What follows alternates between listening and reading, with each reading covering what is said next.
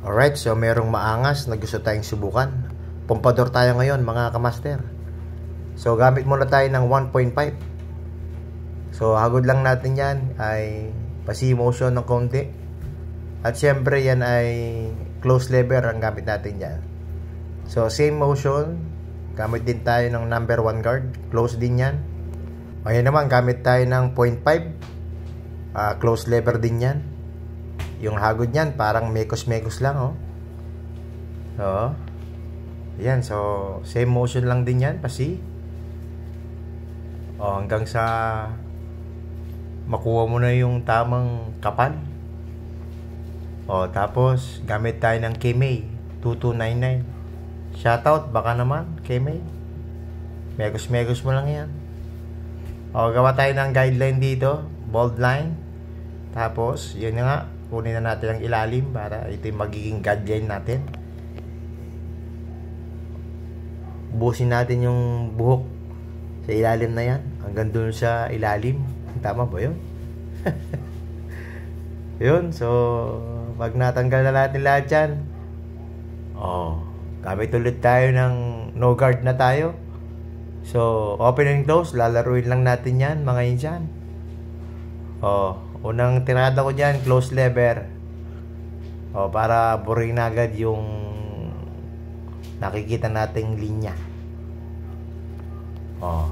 Ganyan lang ang galaw dyan, mga insan. Yan. Tapos, open tayo ngayon, mga insan. Ganyan lang yan. C-motion lang, konti-konti lang ang pitik dyan. Pag nakikita mo na nawawala na yung guhit niya, so magandang senyalis na yan para umakbang ka na sa kabilang next level. Teka. Mukhang mayroong bumibili Ayan Naku, ito palang customer natin double job pala habang nagpapagupit magpapaserox pa. Alright, so ngayon mga insan, gamit tayo ng clipper overcomb. Kunin lang natin yung mga sobra-sobra. Ayan mga insan. Nakikita yung mga sobra-sobra konti. Yun na yun mga insan. Tanggalin lang natin yan. Tapos syempre gamit tayo ng plangketa. Alam ba ninyo yung plangketa, ito ang pinaka dapat matutunan ng isang barbero. Kasi ito yung pumi-finish. Kumbaga ito ang nagdadala ng gupit. Ito ang naglilinis ng gupit. Kaya sa mga gustong matutong gumupit, kailangan matutunan po din, kailangan matutunan nyo din ang plangketa. Yan, so ngayon, devil's cut na tayo. Ayan so danda lang ang devil's cut mga insan. Kasi pag yan ay napalaking devil's cut nyan, lalaki din ang noo ng customer natin. So kailangan maingat lang tayo at huwag tayong masyadong madiin kung tayo ay gagawa ng devil's cut kasi minsan nakakasugat yung detailer na gamit natin, lalo na kapag matalim. So dahan-dahan lang yan mga insan.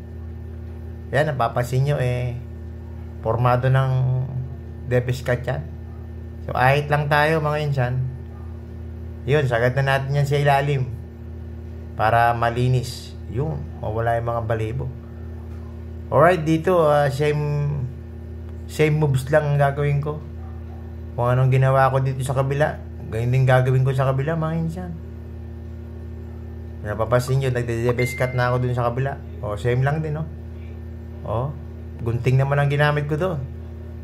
Tsaka plangketa. Ayan.